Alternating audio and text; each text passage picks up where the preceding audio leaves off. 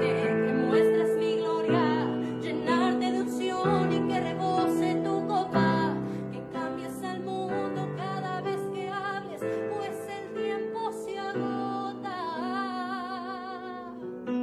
se agota. ¿Recuerdas cuando no estabas en mis brazos? Llorabas como un niño aunque estoy descalzo.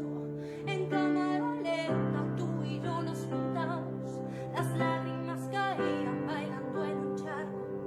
Te di una nueva vida, te abrí nuevas puertas.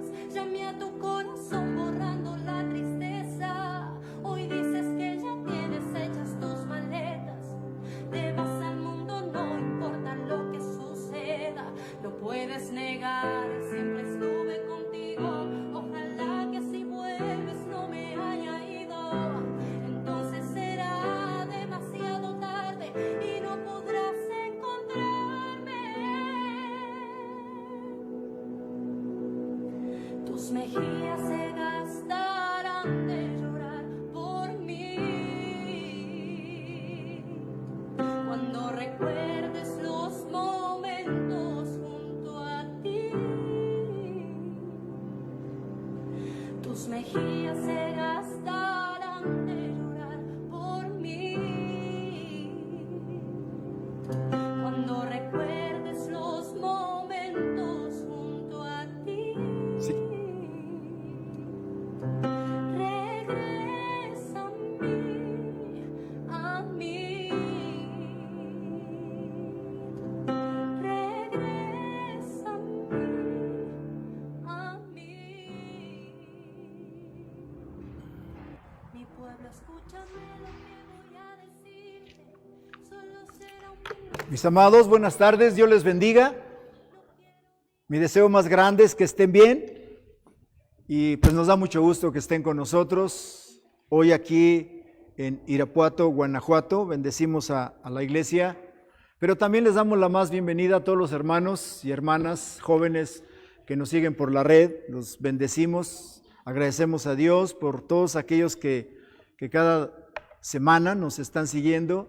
Seguimos exhortándoles en el Señor que si tienen alguna necesidad, alguna petición, nos la hagan saber y con gusto oraremos por usted y creemos que nuestro Dios en su fidelidad hará cosas grandes en su vida y en la vida de cada uno de los que estamos hoy aquí. Así es que los voy a invitar a que se pongan de pie, por favor. Abra su Biblia en el libro de los principios, en el Génesis, y en el capítulo 6 vamos a leer algunos versículos del verso 1 al 8 y luego del 9 al 14. Vamos a leer. Dice así: aconteció que cuando comenzaron los hombres a multiplicarse sobre la faz de la tierra y les nacieron hijas, que viendo los hijos de Dios que las hijas de los hombres eran hermosas, tomaron para sí mujeres, escogiendo entre todas. Dijo Jehová: no contenderá mi espíritu con el hombre para siempre, porque ciertamente él es carne, mas serán sus días 120 años. Había gigantes en la tierra en aquellos días, y también después que se llegaron los hijos de Dios a las hijas de los hombres, y les engendraron hijos. Estos fueron los valientes que desde la antigüedad fueron varones de renombre. Y vio Jehová que la maldad de los hombres era mucha en la tierra, y que todo designio de los pensamientos del corazón de ellos era de continuo solamente el mal. Y se arrepintió Jehová de haber hecho hombre en la tierra, y le dolió en su corazón. Y dijo Jehová: raeré de sobre la faz de la tierra a los hombres que he creado, desde el hombre hasta la bestia, y hasta el reptil y las aves del cielo, pues me arrepiento de haberlos hecho. Pero Noé halló gracia ante los ojos de Jehová. Es interesante que Noé halló gracia delante de los ojos de Jehová. Estas son las generaciones de Noé. Noé, varón justo, era perfecto en sus generaciones. Con Dios caminó Noé y engendró Noé 3 hijos, a Sem, a Cam y a Jafet. Y y se corrompió la tierra delante de Dios, y estaba la tierra llena de violencia, y miró Dios la tierra, y aquí que estaba corrompida, porque toda carne había corrompido su camino sobre la tierra. Dijo pues Dios a Noé: he decidido el fin de todo ser, porque la tierra está llena de violencia a causa de ellos. He aquí yo los destruiré con la tierra. Hazte un arca de madera de gofer, y harás aposentos en el arca, y la calafetarás por dentro y por fuera. Mas estableceré mi pacto contigo. Ese es el verso 18. Me brinqué del 14 al 18. Mas estableceré mi pacto contigo, y entrarás en el arca tú, tus hijos, tu mujer y las mujeres de tus hijos contigo. O sea, 8 personas solamente entraron en el arca. Y me parece interesante que, y no es casualidad, que Dios haya permitido que solo 8 personas subieran al arca y fueran salvados, y fueran los que de una u otra manera repoblaran la tierra. ¿Por qué? Bueno, porque en la numerología bíblica el número 8 significa principio de Dios o comienzo de Dios. Qué interesante es esto. Entonces los 8 no es casualidad, simple y sencillamente es un mensaje para nosotros de que es un principio para la nueva era, según Moisés, que es el que escribe. Le voy a invitar a que oremos y luego se sienta. Padre, en el nombre de Jesucristo, en este momento nos ponemos en tus manos. Ya lo hemos hecho desde el principio y hemos alabado tu nombre con la alabanza. Gracias por ello. Ahora recibe nuestro espíritu en este momento, que tu Espíritu Santo nos absorba, nos hagas uno contigo y podamos entrar en esa intimidad de tu gracia, de tu misericordia. Despejes nuestra mente, nuestro corazón, para que esté presto y listo a que sea prendido por tu gracia. En el nombre poderoso de Cristo Jesús te lo pedimos. Amén. Amados, por favor, siéntense, gócense. Les iba a decir que se diera una sonrisa, pero no podemos, entonces así la dejamos, porque no nos vemos. Pero espero que estemos felices y contentos. El tema que le quiero compartir está un poco largo y está un poco raro. Espero que lo entienda al final de qué se trata. Y si no, pues me ayuda. Lo invito a que esté atento, por favor, y a ver si le agarra la onda de lo que quiero compartir. Yo sé lo que quiero compartir, pero espero que usted lo agarre también conmigo. El tema es una interrogante. ¿Cuál es el medio que nuestro Señor Jesucristo usa para salvarnos? Bueno, la respuesta es la iglesia. Pero luego hago otra pregunta. ¿Cuál iglesia? Y ahí es donde quiero que medite un poco ahorita que entremos en la disertación y usted pueda tener una respuesta a cuál iglesia es a la que se refiere nuestro Señor Jesucristo cuando dice la palabra de Dios que a través de ella es el medio que está usando precisamente para salvarnos. Así es que estemos atentos. Una de las cosas que nosotros vemos precisamente en este pasaje es cómo en la antigüedad, el medio que Dios usó precisamente para renovar la tierra y sobre todo a los seres humanos fue precisamente a Noé, un hombre justo, perfecto, temeroso de Dios, como dice la palabra de Dios. Usó el arca. Y bueno, la forma en la que el arca fue usada de una u otra manera fue a través del diluvio, y usted todo eso lo sabe. Y todo eso se dio gracias a la maldad y a la perversión de los hombres que había en ese tiempo. Y esto de una u otra manera implica y confirma que debajo del cielo o del sol, como dice el predicador en el libro de Eclesiastés, no hay nada nuevo debajo del sol, ya que la palabra de Dios nos enseña que todo prácticamente es cíclico, todo es desechable, todo es reciclable. Recuerde lo que dice la ciencia. La ciencia dice que la materia no se destruye, solo que se transforma, solo se transforma. Así es que eso hace entonces que de una o de otra manera no hay nada nuevo debajo del sol, todo es cíclico. Y eso lo vemos precisamente desde el principio con el diluvio, lo vemos a través de las Escrituras con Sodoma y Gomorra, lo vamos a ver al final de los tiempos también, cuando toda esta tierra, dice el apóstol Pedro, sea fundida en fuego, lo vamos a ver también ahí para iniciar una nueva era. Pero para esto quiero llevarlo un poco, para aterrizar esa parte cíclica, para luego entrar a responder la cuestión de la iglesia. Y vamos a ver el contexto del diluvio. Lo primero que vemos es, dice la palabra de Dios, y eso es parte del mandato que Dios había dado. Dice, y comenzaron los hombres a multiplicarse y les nacieron hijas. Pues eso fue lo que Dios les dijo desde el principio. Si leemos el Génesis desde el capítulo 2, 3 en adelante, nos vamos a dar cuenta que ahí cuando Dios pone a Adán y luego a Eva en el huerto, cuando ya están los dos, cuando Dios dijo no es bueno que el hombre esté solo. Eso es algo importante que siempre recalco. No fue Adán el que dijo estoy solo, no fue Adán el que dijo necesito una pareja, fue Dios el que dice, no es bueno que el hombre esté solo, le haré una ayuda idónea. Dios tenía un propósito para Adán, pero solo no lo hubiera cumplido. Y el propósito era llenar la tierra. Entonces necesitaba una Eva, y Dios le da a esa Eva, ya conocen la historia, cómo se la dio, cómo la hizo, etcétera, etcétera, etcétera.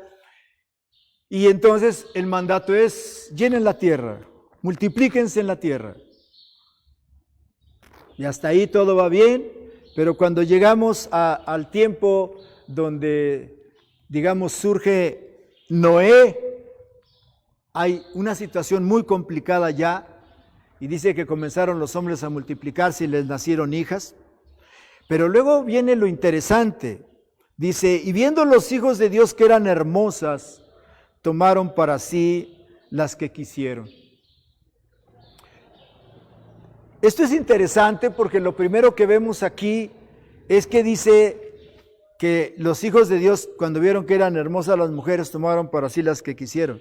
Eso implica, primero, y aquí hay una situación interesante en cuanto a muchas o algunas corrientes que dicen que estos hijos de Dios, cuando los menciona aquí como hijos de Dios, se dice que eran ángeles, pero no pueden ser ángeles. Y digo no pueden ser ángeles porque la Biblia dice que los ángeles no se casan ni se dan en casamiento. Entonces sería una contradicción bárbara. Amén. Eso dice Jesús allá en Mateo, que los ángeles no se casan ni se dan en casamiento, cuando los fariseos lo quisieron tentar con una persona, una mujer que se casó con 7 hermanos. Y la pregunta era, ¿con cuál de los 7 va a ser la esposa allá en el cielo? Y es cuando Jesús le dice, erráis, ignorando las Escrituras, los ángeles ni se casan ni se dan en casamiento. Entonces sería una contradicción bárbara si esto aterrizara en eso. Ahorita voy a explicar un poco esta cuestión, pero sí algunos sugieren precisamente eso, quizás por la expresión que el traductor hizo en esta versión cuando menciona los hijos de Dios. Hay una alusión al libro de Jacob en el capítulo 1, cuando dice la Biblia que entre los hijos de Dios, así dice, entre los hijos de Dios, ¿se acuerdan que va el diablo? Y luego Dios le pregunta al diablo, ¿qué haces? ¿Dónde andas? Diablito, ¿dónde andas? Pues ahí rondando la tierra.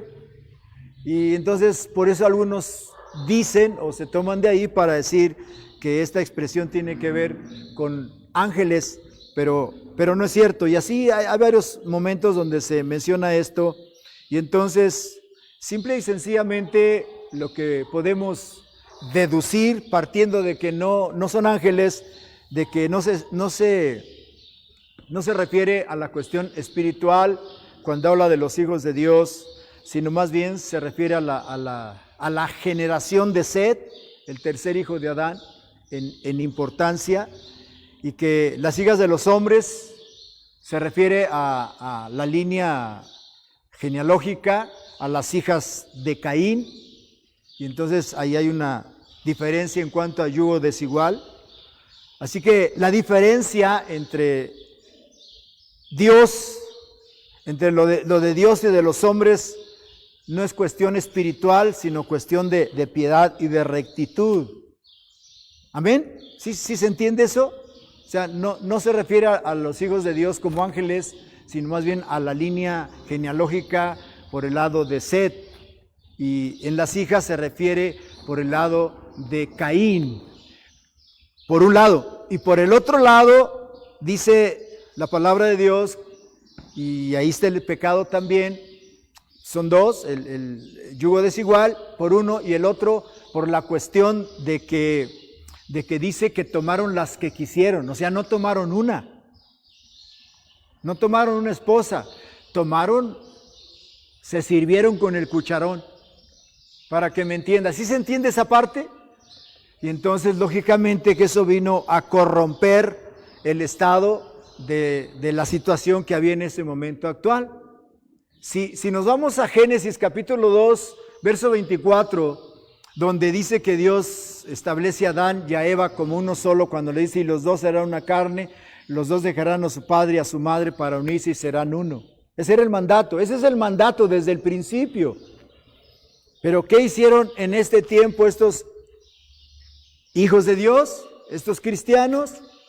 Pues tomaron muchas mujeres y las tomaron, hoy diríamos expresiones como pues del mundo o filisteas o egipcias, amén. Y entonces todo eso hace que se corrompa la tierra a partir del corazón del hombre. De una u de otra manera, eso entristece a Dios, porque no es el proyecto de Dios, no es lo que Dios quiere o busca. Y entonces, aunque usted no lo quiera creer, aquí el Señor usa misericordia.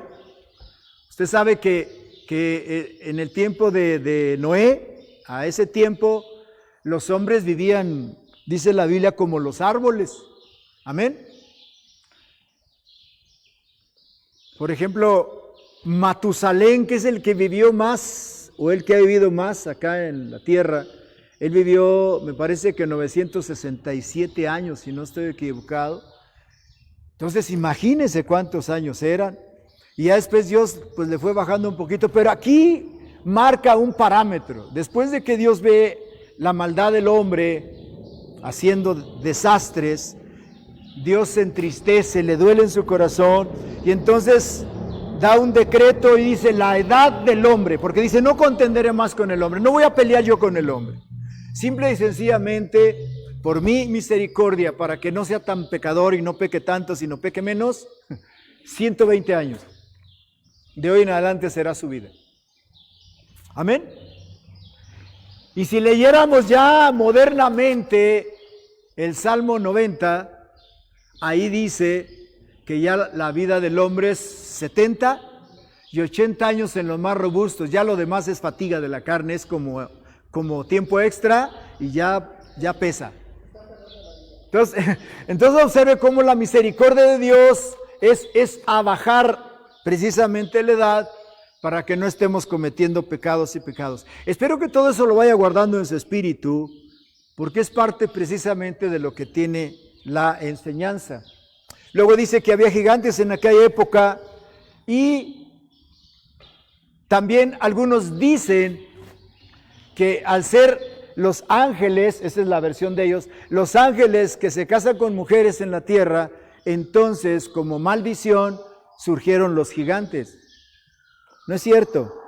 Si usted lee con detenimiento el pasaje, dice ahí que ya había gigantes. Antes de, ya había gigantes, y después que se casan los hijos de Dios con las mujeres, sigue habiendo gigantes. Pero si lee con detenimiento, ya había. No caiga en esa trampa de que de ahí surgieron los gigantes. No es cierto. Amén. Luego lo lee en su casa con detenimiento el pasaje y va a dar cuenta que ya había gigantes antes y después de que los hijos de Dios se unieran con las hijas de los hombres. Inclusive dice que De ahí fue donde surgieron los varones valientes de renombre, o sea, fueron los que de una o de otra manera marcaron esa parte de esa historia de entonces, con sus hechos, con su forma de ser. Y entonces, toda esa forma o esa fama que hicieron realmente tendía precisamente hacia lo malo, porque entonces es cuando dice que vio Jehová, nuestro Dios, la maldad de ellos. Dice, y vio que era mucha en la tierra. Así la marcaron, así quisieron ellos que fuera, simple y sencillamente. Y se me hace interesante porque la palabra maldad deriva del latín malitas, en latín es malitas, y se refiere a lo malo como una cualidad. O sea, se está refiriendo a alguien que es malo desde adentro, no que se ha puesto un traje de malo. No que hoy amanecí con el pie derecho y quiero ser malo. O hoy voy a hacer una travesura. No. Se está refiriendo a alguien que así es. Amén. Se acuesta así y se levanta así. Amén. Por eso dice, es una cualidad. Pero también es un término compuesto por mal, está mal, y dad. ¿Sí se entendió? Alguien que está mal, ¿qué va a dar? Pues maldad. No puede dar otra cosa. La Biblia dice, de la abundancia del corazón habla la boca. No podemos dar lo que no tenemos, damos lo que tenemos.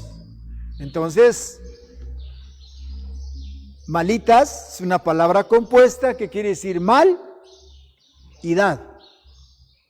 Todo lo que alguien con esa cualidad da es maldad. Si conoce a alguien así, aléjese de él lo más pronto posible y vaya, cuénteselo a quien más confianza le tenga. Amén.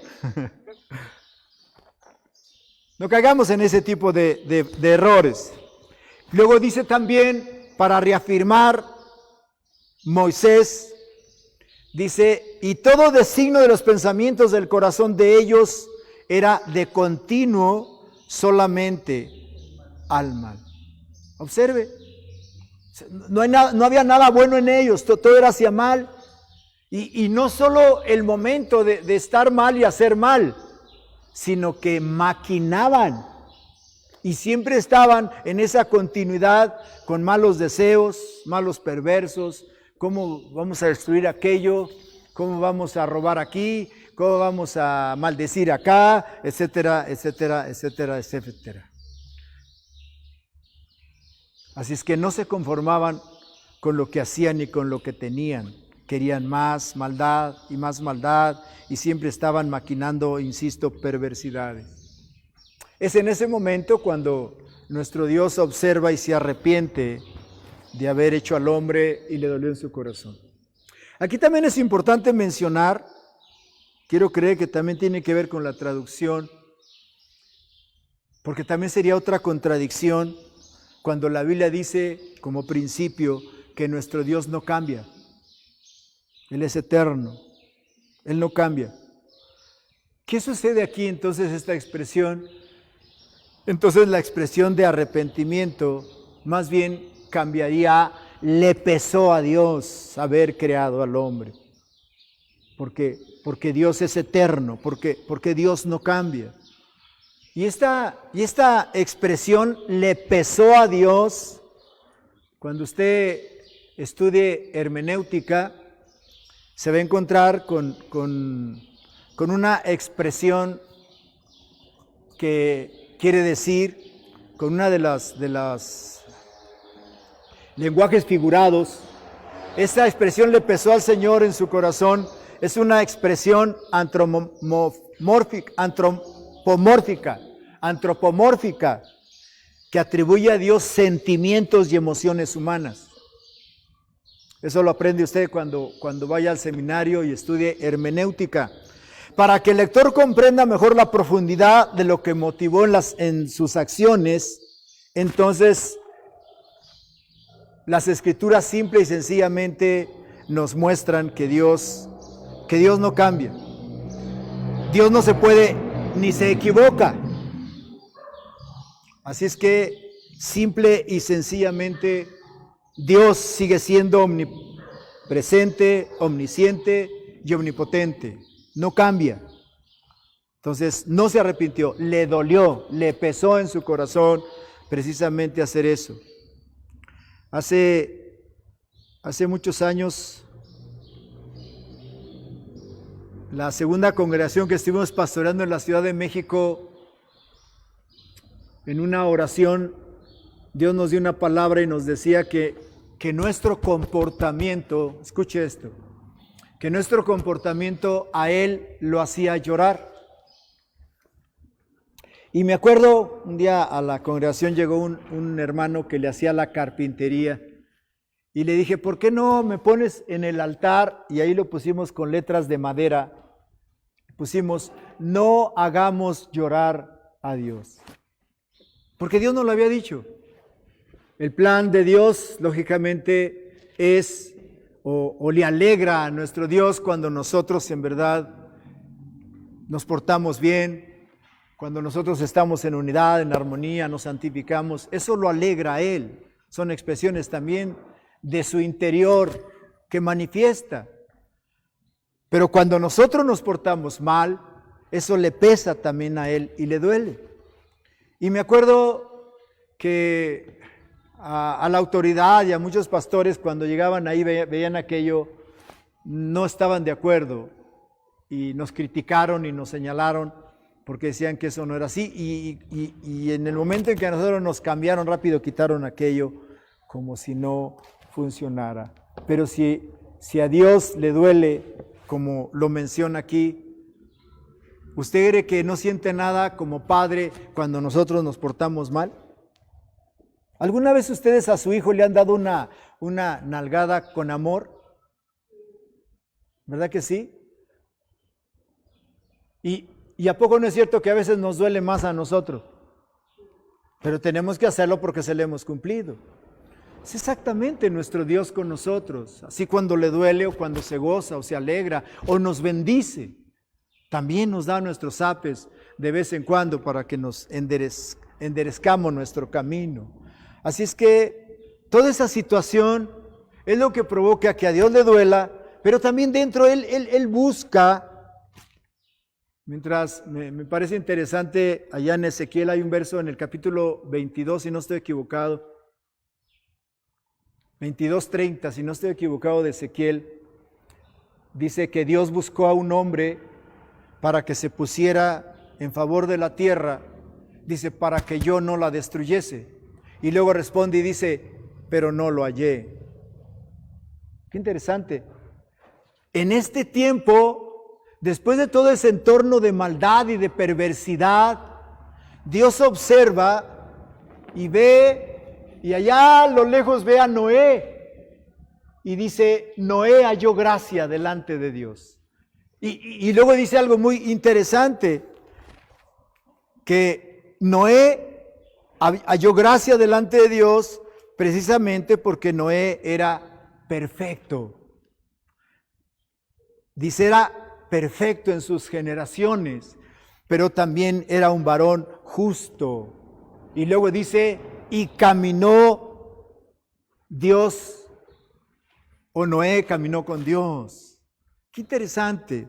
Así, eso quiere decir entonces, y grábese eso, que la gracia que viene de Dios sobre Noé no fue gratis. No es lo mismo gracia que misericordia. Amén. La misericordia sí es gratis. La misericordia es algo que no merezco. Amén. La gracia no. La gracia llega cuando tú, por usar una expresión, te ganas esa manifestación de gozo y de gratitud de parte de nuestro Dios para declarar una palabra sobre ti y declarar bendición sobre ti porque has hallado gracia en Él. Entonces, Noé halló gracia, pero ¿por qué halló gracia? ¿Porque era igual que los demás? No, era perfecto. Era un varón justo, recto, que caminó con Dios y eso hizo que hallara gracia. Y bueno, ya después algo poderoso, dice ahí el verso 18 del capítulo 6, que entonces al hallar gracia, dice que Dios hizo un pacto con Noé. Y qué maravilloso y poderoso es esto. Nosotros quizás no somos muy observadores, pero no sé cuando llueve o va a llover y usted ve un arcoíris, ¿de qué se acuerda? Fíjese, ese arcoíris es más viejo que el atole blanco. Fíjese, desde cuántos miles de años, y ahí está dándonos un mensaje. La tierra no más va a ser destruida por agua. Porque hice un pacto con mi siervo Noé, porque él halló gracia ante mí. ¡Wow! ¡Qué interesante! Así es que ese es el contexto que se mueve dentro del diluvio y el por qué se da y el cómo, simple y sencillamente, 8 personas que ya les mencioné fueron salvadas. Y de ahí se repobla nuevamente la tierra. ¿No se acuerda cómo se llama el sermón? ¿Cuál es el medio que nuestro Señor Jesucristo usa para salvarnos? La respuesta es la iglesia. Pero luego hay otra pregunta. ¿Cuál iglesia? Entonces, más o menos quise presentar este contexto del entorno del diluvio y la forma en la que quedan 8 personas, principio de Dios, para ahora presentarle a usted el contexto de la iglesia actual. Primero voy a compartirle el contexto de la iglesia actual y luego quiero compartirle, espero que me alcance el tiempo, y luego quiero compartirle el contexto de la iglesia que nuestro Señor Jesucristo vino a establecer según Mateo 16. ¿Amén? Ok. ¿Cuál es el contexto de la iglesia actual según Mancillas? Digo, es lo que yo veo. ¿Amén?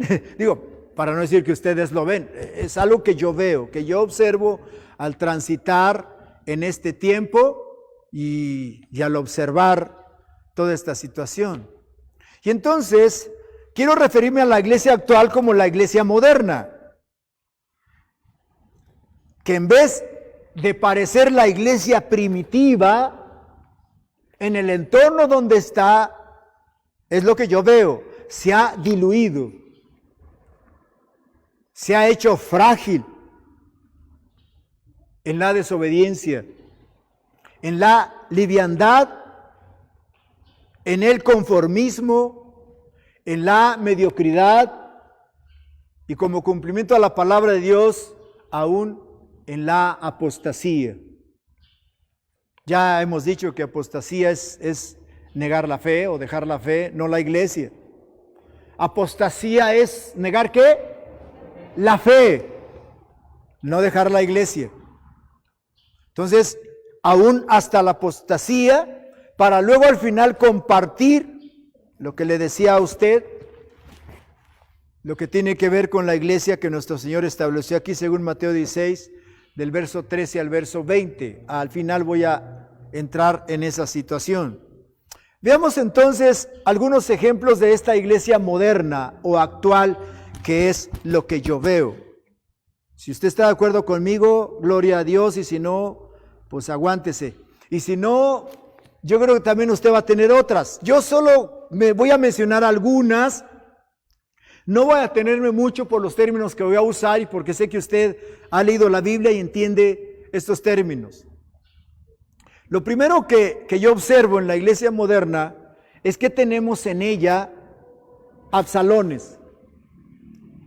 Sí saben quién era Absalón, ¿verdad? Para no detenerme en estas cuestiones, Absalón era el hijo de David y es prácticamente el que a través de sus lisonjas se gana al pueblo, al que iba a visitar al rey David, y él se pone delante en la puerta de la ciudad, y para que no llegaran ante David, su padre, que era el rey, pues él los interceptaba allí Y entonces él lo recibía ahí, y entonces él les decía, no hombre, si yo fuera el rey, yo te contestaría y te daría. No, si yo fuera el rey, yo te liberaría. No, si yo fuera el rey, otra cosa sería. Lisonjas, lisonjas. Y dice la palabra de Dios que así fue como se robó el corazón, yo diría de los inocentes, para su propio beneficio. Yo veo a Absalones hoy haciendo exactamente lo mismo en la iglesia. Pero también en ella veo Saúles, o Saúl, para que me entiendan. Saúl, uno de los problemas que él tuvo desde el principio y que nunca sanó, el rey Saúl, el primer rey de Israel, Saúl tuvo un problema muy serio y fue de autoestima baja. Desde que es llamado para ser ungido, ¿se acuerda que se escondía? Y no quería. Y aún cuando le dicen, él dice, es que yo soy de la tribu más pequeña. Además no tengo con qué convocar soldados, guerreros. Y eso es lo que le pegó durante toda su vida. Y el momento cumbre que lo derrite, que lo derrumba, es, ¿se acuerda cuando David mata a Goliat? Y regresa él con la cabeza y la espada y entran a la ciudad. ¿Se acuerda de qué cantaba el pueblo? Saúl mató a sus 1000 y David a sus 10,000. Y dice que en ese momento le pegó tanto acá que dijo, ya no más falta que le den el reino, la corona. Y ahí empezó a odiar y quiso matar a David. Yo le pregunto, ¿qué mal le hizo David a Saúl? Para odiarlo y quererlo matar, varias veces le aventó la lanza y trató de ensartarlo. Gracias a Dios que no le atinó. Pero un problema de autoestima baja es un campo de sangre que siempre en el momento que el enemigo quiera desviarte, pararte, detenerte, va a usar esa puerta si tú no la sanas. Si tú no eres libre de ello, el enemigo te va a manipular a través de esa área cada que él quiera. Amado que me sigues de la red, si tienes problemas de autoestima baja, es importante que cierres esas puertas y reconozcas y te des cuenta que nuestro Dios, que nuestro Creador nos ve como sus príncipes, como sus princesas, como sus guerreros, como sus guerreras. Pero eso tenemos que creerlo nosotros, eso nos lo está diciendo nuestro Dios. Saúl nunca le creyó a Dios, que era el rey, que era el número 1 de todo Israel, porque a Dios le había placido. Pero ese problema de autoestima baja lo derrumbó. Eso veo yo Saúl soy en la iglesia moderna, muchos. Pero también tenemos, o yo veo en la iglesia moderna, Sansones. ¿No quieren ser como Sansón? Dice la palabra de Dios que Sansón tiene un llamado especial y es llamado con un propósito por Dios precisamente para liberar a Israel de la cautividad, del sometimiento que los filisteos tenían contra ellos. Y entonces Dios escoge a la esposa de Manoa y a Manoa para que Sansón nazca y Dios le da prácticamente esa gracia, ese don de que a través de su obediencia al voto nazareo, que no se cortara el pelo, que no bebiera vino, que no se casara con filisteas, sino que obedeciera a Dios y se consagrara toda su vida, él iba a tener siempre la fuerza para poder derrotar a los filisteos. Dios lo llama con un propósito y lo dota, le da la capacidad, le da el fusil, amén. ¿Pero qué hizo Sansón? Todos los recursos que Dios le ha dado, empieza a mal usarlos, no para el propósito del cumplimiento de Dios para liberar a su pueblo, sino para su egocentrismo de él. Y ese es el problema de muchos hoy en la iglesia moderna, que tienen dones, que tienen ministerios, y en vez de aplicarlos al propósito de Dios para el cumplimiento del extendimiento del reino, empiezan a mal usarlos para el beneficio de ellos mismos. Por eso oímos pensamientos como que cada quien lleva agua para su propio pozo o para su propio molino y cada quien trabaja para sí, etcétera, etcétera, etcétera. Ese es un error. Eso es lo que pasó con Sansón. Si ustedes leen la historia de Sansón, es triste en ese sentido, porque el mandato era no vino, y este se la pasa de fiestero. No filisteas, y cualquiera que pasaba se le iban los ojos y luego quería, y se casa con una que no es israelita sino filistea, y luego se enamora con otra, y todo es que a mí me gusta, hijo, le decían los papás, hijo, pero es filistea, yo la quiero, estoy enamorado, yo. Era un hermanito yoyo. En la iglesia moderna hay muchos hermanos yoyos. Eso es lo que yo veo. Tan es así que aún al final, después de que comete el error de que le corten las trenzas, en el final, su oración ante Dios, cuando lo ponen en los pilares ya ciego y se están burlando de él, le dice a Dios: Señor, dame la última oportunidad de vengarme yo de los filisteos de lo que me han hecho y muera yo con ellos. Dígame en qué momento le dio la gloria a Dios Sansón. Todo fue para él, todo para él. Dios le concedió eso y sí libró a los israelitas, pero en una forma que él no pudo disfrutar ni poder compartir con los suyos. Dios de todas maneras cumplió su propósito en lo que él había puesto, pero no es el propósito de Dios que cuando Dios te dota a ti, te manda una comisión con un propósito a hacer algo, no es que tú no disfrutes. Dios quiere que tú disfrutes. Dios quiere que tú seas bendecido. Amén. Amén, gloria a Dios, aleluya. Qué bien me los estoy durmiendo. Espero que los de la red no estén dormidos también. Veo Sansones. Y por último, para ya no echarle porque no paramos, veo Judas, santo cielo. Veo Judas. Hombres, mujeres, jóvenes, que simple y sencillamente no son fieles a Dios y también lo único que buscan es servirse a sí mismo, pero tienen esa habilidad para llegar a lugares claves, pero a través de, lógicamente, de lisonjas, a través de situaciones carnales, muy humanas, y no con buenas intenciones. ¿Se acuerdan de Judas cuando el Señor Jesucristo en casa de Simón fue ungido con el aceite? ¿Se acuerdan? Y fue Judas, según Juan, el que dice que fue un desperdicio el haber derramado ese perfume tan caro. Y Judas es el que dice, ¿por qué no se vendió ese perfume y se dio o se repartió el dinero a los pobres?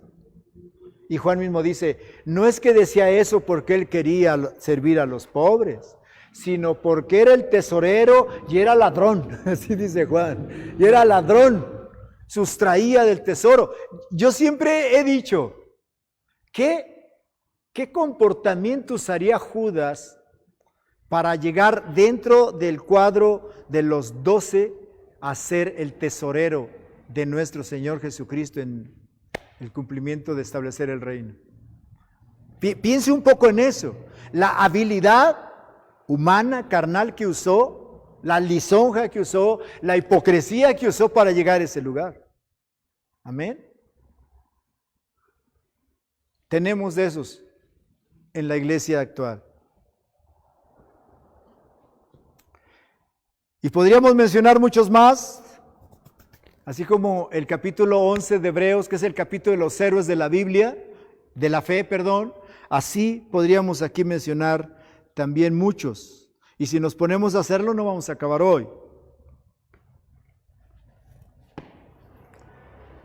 Y eso es precisamente lo que acabo de compartirles como entorno, como contexto de la iglesia actual, lo que produce o lo que de una o de otra manera no permita que nos alcance para que cada uno de nosotros podamos cumplir nuestro propósito acá en la tierra. Y entonces, aquí es donde se me hace un poco complicado. No creo que todos sean así, pero muchas de las cosas que hoy estamos viendo a través de esta pandemia es que muchos hoy están partiendo por muchas cuestiones. Yo no digo que todos, tiene que haber excepciones, pero es muy tremendo que hoy, de 3 días, una semana para otra, ya alguien no lo tenemos. Ayer, antier, me informaron de un pastor en la Ciudad de México que fuimos muy amigos. En una ocasión me lo llevé a Cancún en carro, a él y a su esposa y a su hijo, y nos fuimos con él a Cancún y disfrutamos y estuvimos allá como amigos. Y el día de antier lo sepultaron. Me pegó, me dolió.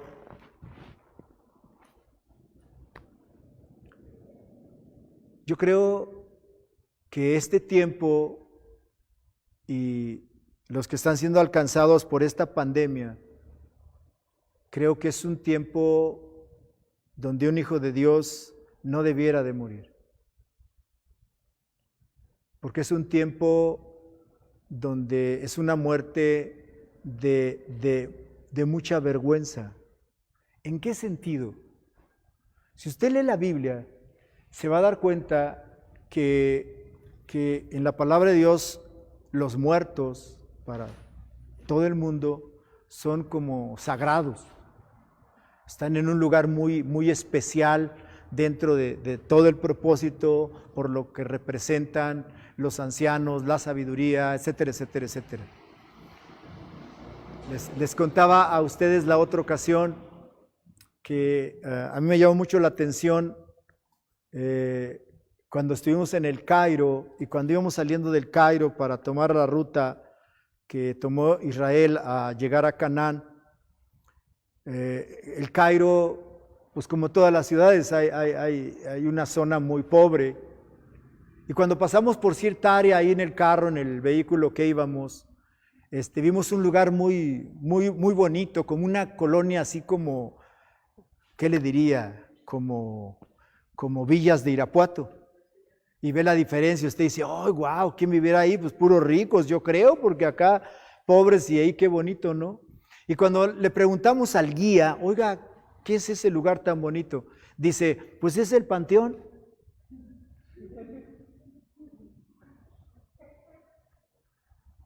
Y si usted lee el profeta Nehemías, cuando llega Naní, su hermano, y le da la noticia, la expresión que usa con el rey para que lo dejen venir es: las puertas del panteón, del sepulcro, han sido violentadas.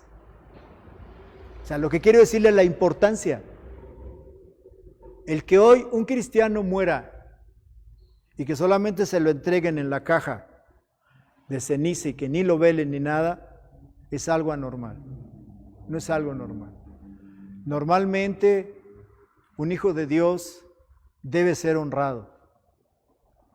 Normalmente, un hijo de Dios debe ser reconocido. Normalmente, un hijo de Dios tiene o debemos que aprender a llegar a ese momento como debe de ser. Yo creo que todos los hijos de Dios deberíamos de capacitarnos, prepararnos para ese momento, preparar a la familia, preparar los bienes que haya para no dejar problemas. Amén. Porque después el ganón es el gobierno, o es el vecino, es el que se metió en el terreno en la casa aquella y es el que disfruta, y aquel que estuvo asomando el lomo se va sin nada y los hijos se quedan chiflando en la loma. Amén. Tenemos que pensar en eso, amados. La Biblia dice que que morir es victoria, es ganancia, es triunfo. Entonces debiéramos de celebrar, ¿no cree? Sin embargo, hoy, lógicamente, yo lo entiendo humanamente. Yo creo que, no sé qué yo haría el día que mi esposa fallezca, no sé qué haría. Pero aún sobre todo eso tengo que sobreponerme y saber y no ver que ella murió. Porque cuando a mí me duele esa situación, escuche lo que le voy a decir, cuando a mí me duele esa situación, es una situación o una posición egoísta mía. Porque ella ha triunfado, o yo. Amén. ¿No debiera celebrar? Entonces observe la posición. Yo he tenido, he visto experiencias de gente que de pronto entra en trance, en la presencia de Dios, en esa intimidad, y tienen una experiencia con Dios donde Dios los lleva a su presencia y les dice, ven. Y he oído que el que está allá abajo egoístamente llora y dice, no, regrésamela.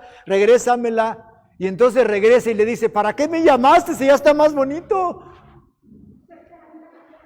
O sea, es una actitud egoísta entonces mía, el que yo no reconozca que mi pareja o yo, mi hijo, quien sea, ha triunfado. O sea, eso debiera alegrarnos, debiera dolernos cuando no están en Cristo. Amén. Ahí sí, si no están en Cristo, ahí sí debe dolernos. Pero el que está en Cristo, dice Pablo, y muere en Cristo es un campeón. He peleado, ¿no es cierto? He peleado la batalla y no he corrido en vano, dice. Me he mantenido hasta el final y ahora, ¿se acuerdan cómo dice esa parte? Solo espero que ¿qué? Que el Señor venga y me ponga mi corona. ¡Wow! Imagínense que en ese momento yo bajo a mi esposa a tamborazos cuando le van a poner la corona y yo, nomás por mi egoísmo, no, pues va a venir y me va a dar unas cachetadas. Eso lo he experimentado, hermanos, en serio. Cuando estudiamos, ¿se acuerdan en los generales de Dios que hay un caso de uno de ellos que la esposa muere y él ora y regresa y le dice, ¿para qué me regresaste? Bueno, ya, dice, está bien, ya se vuelve a ir, pero ese es un momento interesante que no debemos de perder de vista nosotros, hermano. Digo, puede oírse muy egoísta, puede oírse muy brutal y todo, pero al final de cuentas esa es la realidad. Pablo dice, para mí el vivir es Cristo y el morir, ¿qué? Ganancia. Entonces observe ahí entre el sentimiento y la tristeza y la victoria junto con el gozo. ¿Por dónde debemos de dar? Bueno, esa es la parte que tenemos que aprender a preparar para que entonces en ese momento no nos pegue tanto, sino todo lo contrario. ¿Hasta aquí estamos bien?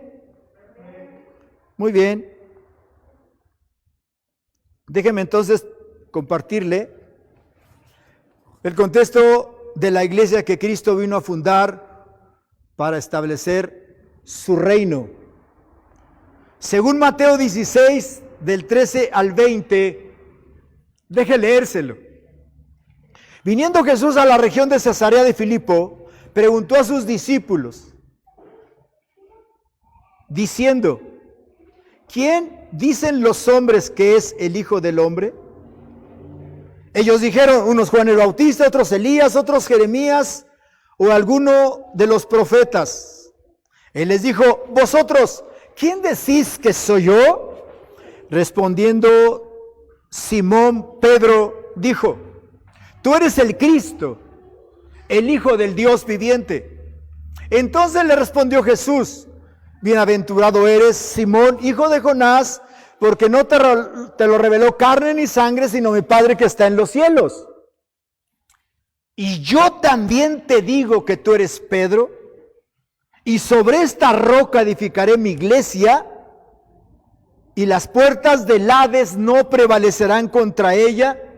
Y a ti te daré las llaves del reino de los cielos, y todo lo que atares en la tierra será atado en los cielos, y todo lo que desatares en la tierra será desatado en los cielos. Entonces mandó a sus discípulos que a nadie dijesen que él era Jesús el Cristo. Vamos a ver algunas características entonces del medio que nuestro Señor Jesucristo ha usado, está usando y va a usar para que usted y yo seamos salvos. Ya dijimos que es la iglesia. Y entonces yo decía, ¿cuál iglesia? Ya dijimos la iglesia moderna por un lado, pero la iglesia que Cristo establece es esta. Y aquí hay unas características interesantes. ¿Qué característica tiene esta iglesia de hoy? Bueno, la que el Señor ha establecido según Mateo 16. 1. Que esta iglesia, según Mateo 16, se mueve en la revelación. Pedro, no te lo reveló carne ni sangre, sino mi Padre que está en los cielos. Amén. Entonces, primer característica que nos menciona Mateo es que la iglesia que Cristo estableció como medio de salvación para que los que son de Él sean raptados con Él en ese fin de este tiempo, es la iglesia. No te lo reveló carne ni sangre, sino mi Padre que está en los cielos.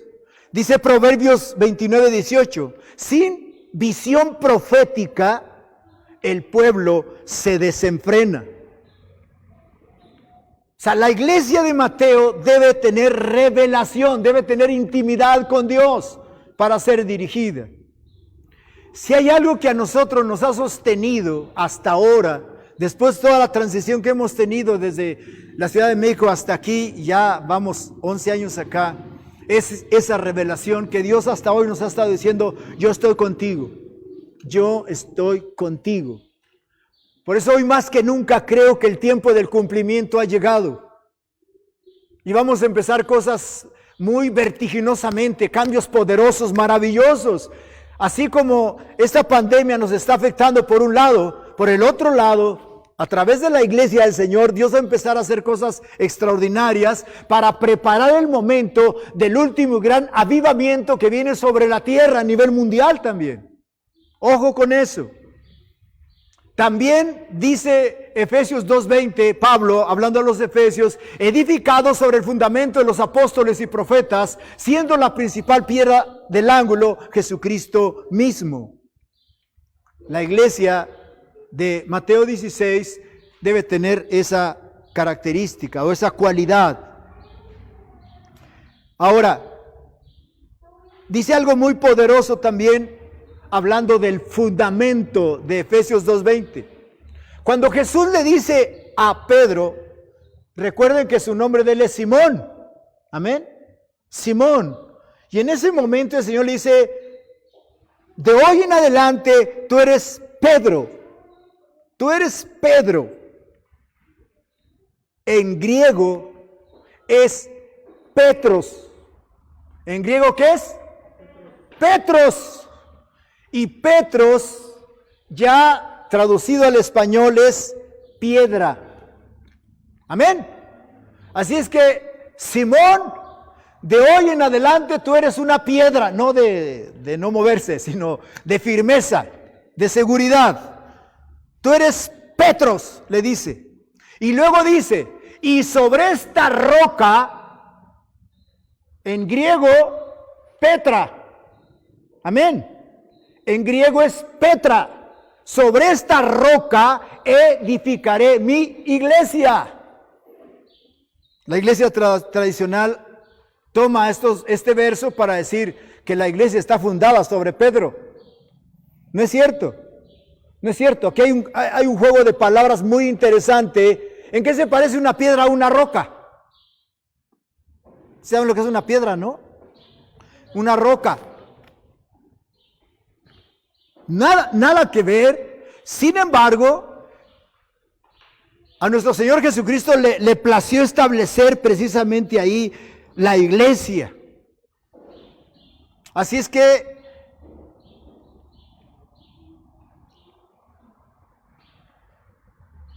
dice, este es un juego de palabras, ya que Pedro en el griego es Petros, masculino, y significa una piedra, en tanto que roca en griego es Petra, femenino, y significa, fíjese qué interesante, significa un yacimiento de piedras.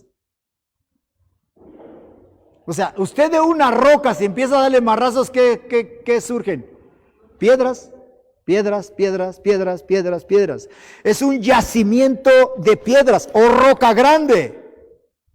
Jesús no dijo que Pedro es la roca sobre la cual la iglesia estaría constituida o construida, sino que Pedro, junto con los demás apóstoles, son la piedra extraída de la veta, o sea, de la roca, la cual es Cristo.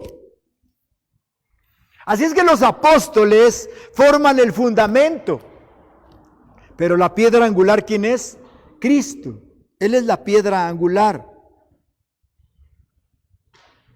Qué interesante todo esto. Así es que la iglesia está constituida sobre la revelación de Cristo y la profesión de fe en Él al hacer la declaración.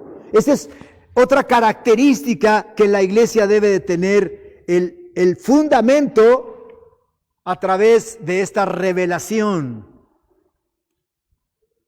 Otra característica, la tercera que estoy observando aquí es: las puertas del Hades no prevalecerán contra ella. Esa es otra característica.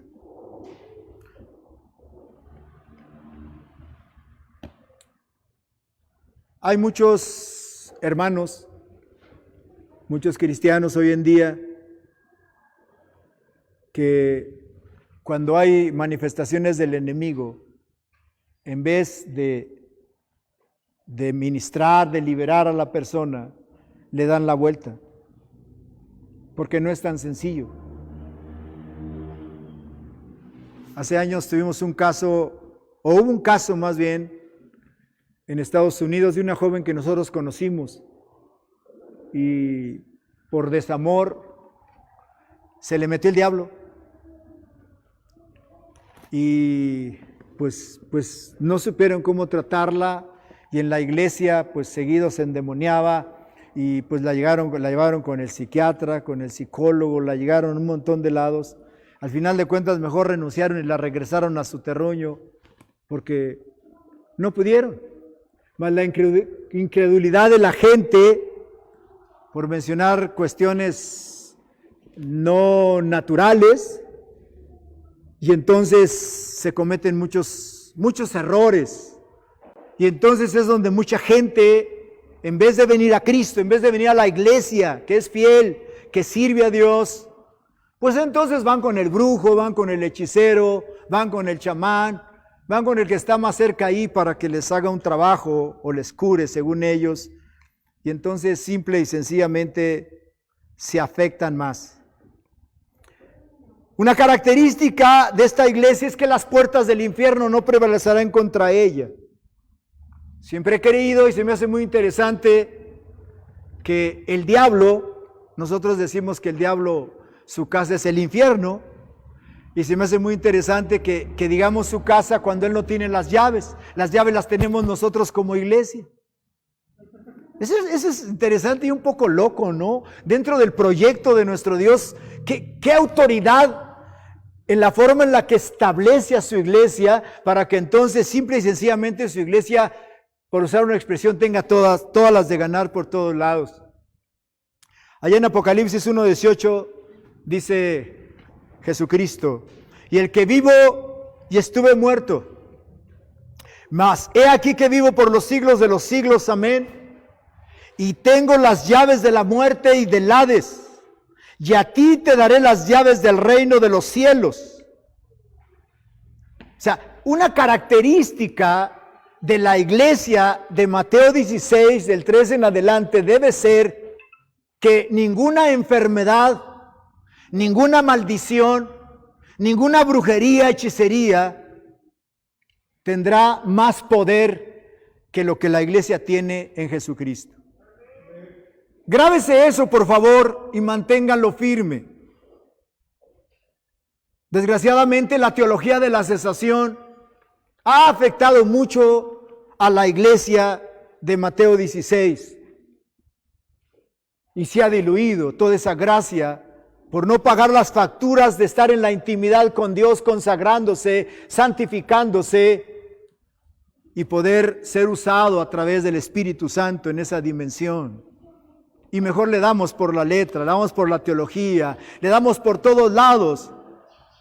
No sé si porque sea más fácil. Yo creo que debería ser más fácil tener esa intimidad diaria con nuestro Dios y esa dirección. Pero le damos por ahí y es donde nos desviamos. Y entonces se ha creado la famosa teología de la cesación que enseña que hoy Dios ya no habla, ya no milagros, ya el Espíritu Santo no se habla en lenguas, ya no, porque eso ya se acabó. Y toman a 1 Corintios capítulo 14 donde dice y cesarán las lenguas. Y entonces dice, ya ven, ahí dice que cesarán las lenguas ya no. Pero ¿qué decimos los pentecostales? Ese es el alimento de nosotros ahora. Amén. Ese es nuestro pan de cada día. Somos fortalecidos en el Espíritu cuando Él nos llena, cuando Él nos impulsa, cuando Él nos fortalece, cuando Él nos guía. Y tenemos esas llaves. Así es que no debe haber enfermedad que nos detenga. Les daba testimonio a ustedes de ahora que estuvimos en California y nos pidieron orar por una joven que tenía cáncer de mama. Y nos pidieron los papás que oráramos por ella y nos dijeron, les vamos a invitar a que vayan a orar, pero no nos dijeron cuándo. Y en todos esos días y esas noches nosotros orábamos, Señor, glorifícate en ella. Señor, permite que en el momento que oremos el milagro sea que su sanidad sea instantánea. No, ella ya no tenía cabello, le estaban haciendo ya las quimios y estaba en tratamiento. Y así estuvimos todos los días hasta que el día de Thanksgiving allá, de Acción de Gracias, nos invitaron y fuimos. Y en el momento en que yo platicaba con ella, yo le pregunté a ella, ¿tú crees que Dios te puede sanar? Y dijo, sí, pastor, yo creo. Pero habíamos orado diciéndole a Dios que para que ella realmente creyera que era Dios quien lo había hecho, el milagro debería ser instantáneo. Porque ella dijo, yo creo, ya tenía un proceso en la forma en la que estaban haciendo las quimios. Y oramos, arrebatamos eso. Y en ese momento, cuando terminábamos la oración, en ese momento Dios nos da una palabra y dice, si ella me entrega su corazón ahorita, yo la sano ahora. Y en ese momento yo le dije a ella, mija, entrégale tu corazón. Liliana se llama ella. Liliana, entrégale tu corazón a Dios. Y ella se lo entregó en ese momento.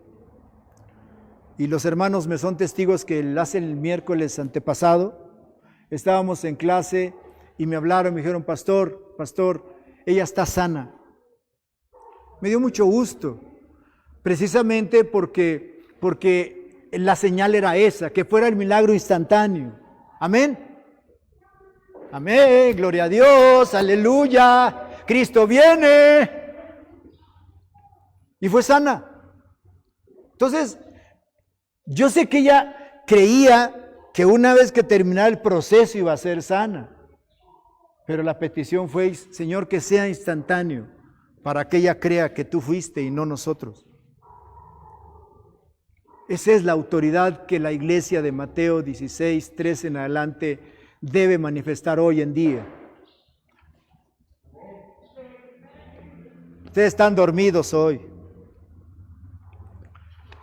Otra característica que la iglesia debe tener, ya voy a terminar, no se me vayan a aburrir. Otra característica que la iglesia debe tener hoy son las declaraciones proféticas y los actos proféticos. ¿Qué es eso? Una declaración profética no es un lenguaje de pensamiento positivo. Una declaración profética es una declaración de fe. Amén. O sea, una declaración profética es una declaración ¿de qué? De fe. Yo no me contraté a la hermana Sofi. La hermana Sofi trae un collarín. Yo pensaba orar en la oración, pero se me fue el avión y ya no lo hicimos.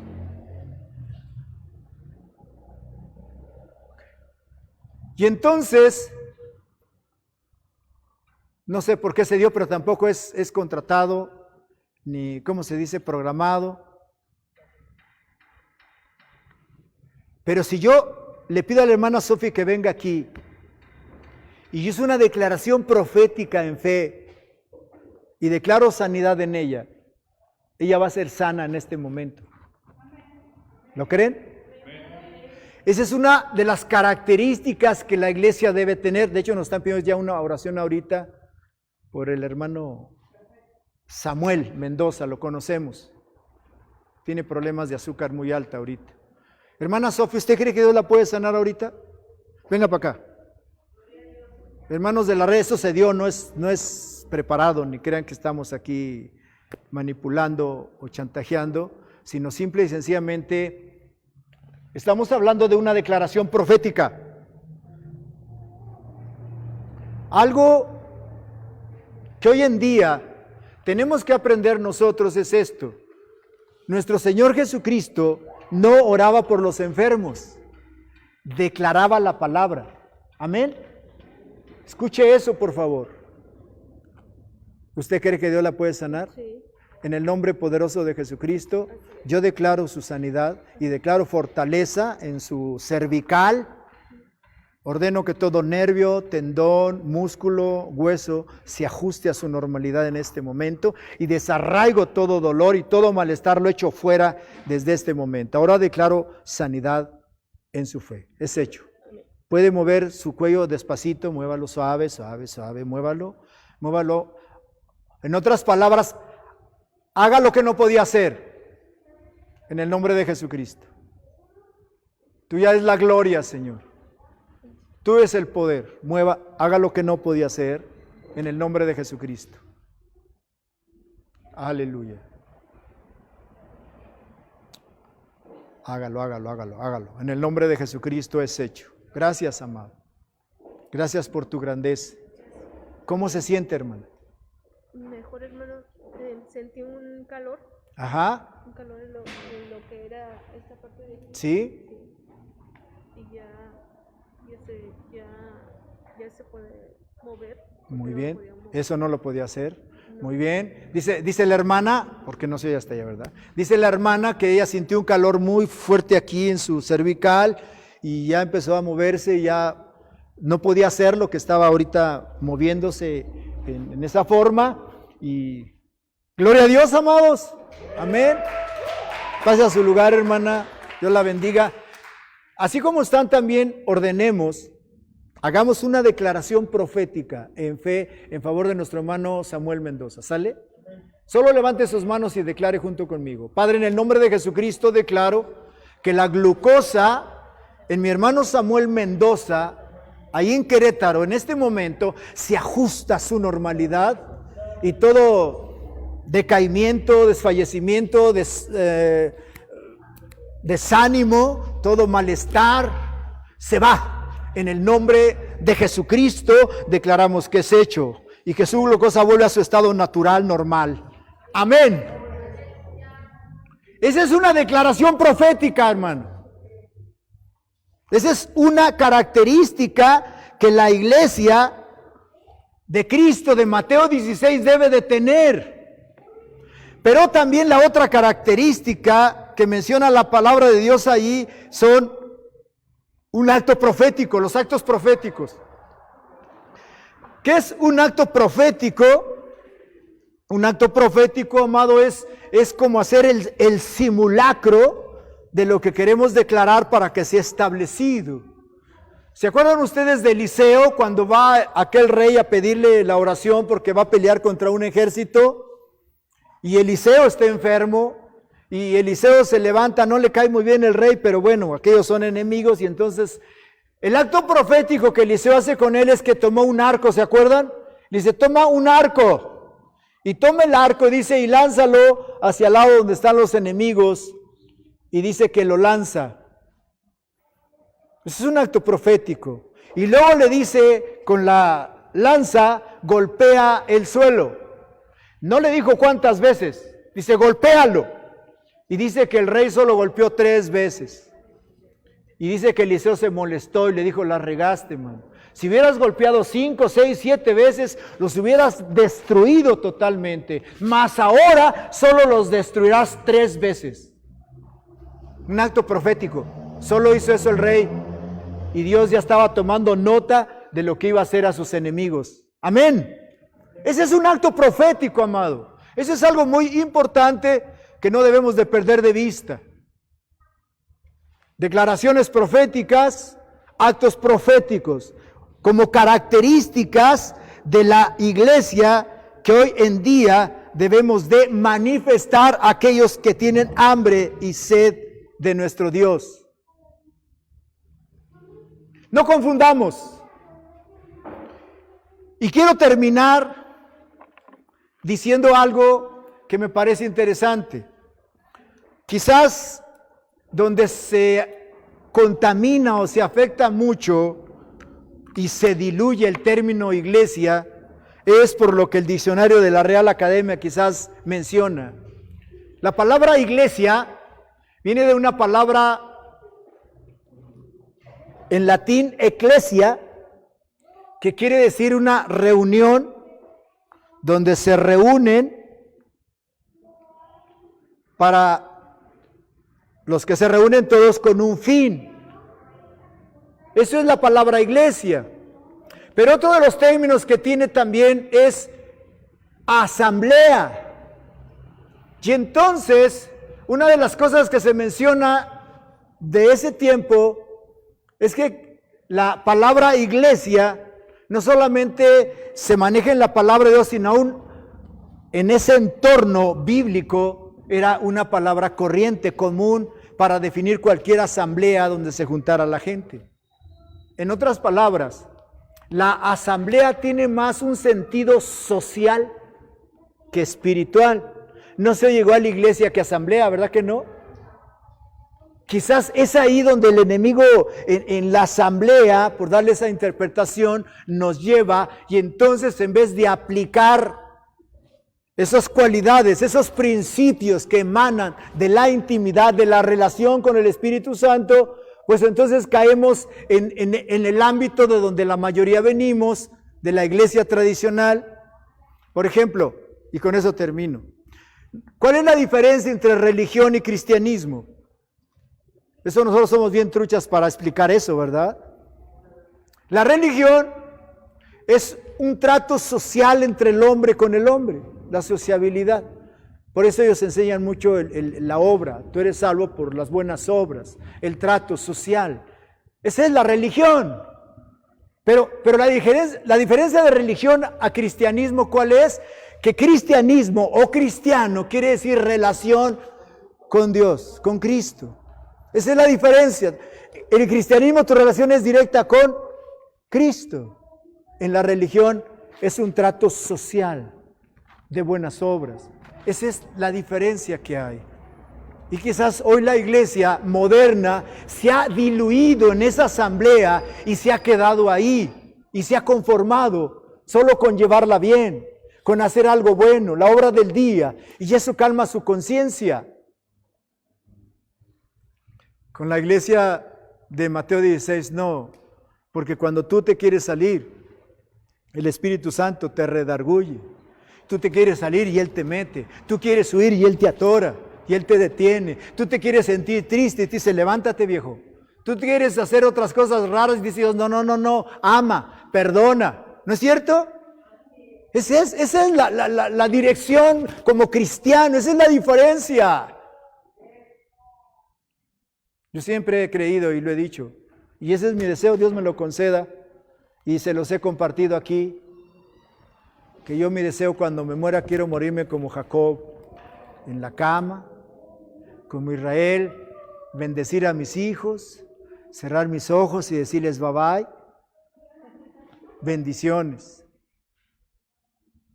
Porque creo que todo cristiano debe de estarse preparando para llegar como campeón allá. Pónganse de pie. Amados que nos siguen en la red, ponte de pie también, por favor. Confío en Dios que anotaste esas cualidades que menciona Mateo 16, del 13 en adelante. Confío en Dios que de hoy en adelante vamos a empezar a manifestarlas para que la iglesia moderna se dé cuenta que en verdad Dios es, Dios vive, Dios quiere bendecirnos. Levanta tus manos, porque quiero que le contestes a Dios. Yo quiero hacerte esa última pregunta. Amados, ¿de qué iglesia son? ¿De la moderna o de la de Mateo 16? Entonces, si eres de la 16, levanta tus manos y agradece a aquel que murió por ti, murió por mí, para darnos vida y que en esta transición la pasaremos en victoria, como dice su palabra. Padre, en el nombre de Jesucristo, en este momento te alabamos, te bendecimos, te damos gracias por darnos vida en este tiempo tan difícil, tan problemático. Hay quienes te dan gracias porque no lo vieron. Nosotros te damos gracias porque nos permites estar en esta transición en la cual nos darás la fuerza y la gracia para superar y vencer en tu amor y en tu bondad, porque tú nos has dicho que si habitamos al abrigo del Altísimo, moraremos bajo la sombra del Omnipotente y no habrá peste, ni hambre, ni guerra, ni pestilencia, ni nada que afecte a tu pueblo, porque simple y sencillamente creemos en ti, nos hemos echado en ti y dice tu palabra que tú nos vas a proteger y llevar en tus alas. Padre, gracias por tu iglesia, gracias por los hermanos que nos siguen en la red, los bendecimos ahí donde están. Declaro sanidad en aquel que está enfermo en este momento, declaro prosperidad en aquel que tiene necesidad económica. Declaro, Padre, bendición en tu pueblo, en todas las áreas de cada uno de ellos, en el nombre poderoso de Jesucristo, declaro que es hecho. Amén. Amados, para despedirnos solamente les deseamos felices fiestas, feliz Navidad a los que nos siguen por la red y confío en Dios que sigan guardando la sana distancia, usemos el cubrebocas, gel, lavémonos las manos como debe de ser. Es importante que no nos confiemos, sino que sigamos haciendo lo que la autoridad nos está pidiendo que hagamos, pero también hagámoslo sin miedo, creamos en aquel que ha dicho que está con nosotros todos los días hasta el fin. Amados, les amo, bendiciones, cuídense, bye. En cámara lenta tú y yo nos juntamos, las lágrimas caían bailando en un charco. Te di una nueva vida, te abrí nuevas puertas, llamé a tu corazón borrando la tristeza. Hoy dices que ya tienes hechas tus maletas, te vas al mundo, no importa lo que suceda, no puedes negar, siempre estuve contigo. Ojalá que si vuelves no me haya ido, entonces será demasiado tarde y no podrás encontrarme. Tus mejillas se gastarán de llorar por mí cuando recuerdes los momentos junto a ti. Tus mejillas se gastarán de llorar por mí cuando recuerdes los momentos junto a ti. Regresa a mí.